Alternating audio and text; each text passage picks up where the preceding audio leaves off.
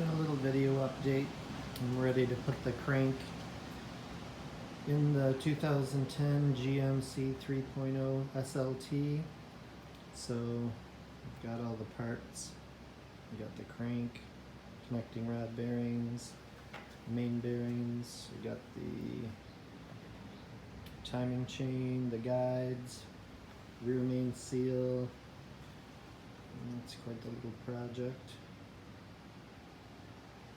Parts everywhere.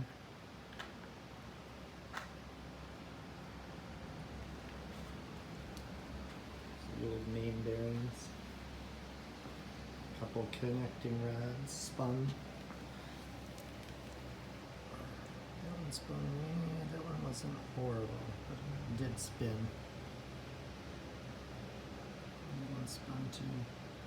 So we got new connecting rod irons. So I gotta put those together. I got all the bearings and the crank. And see where that one spun.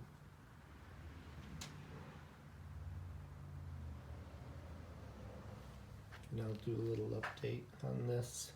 There's the bearings for the main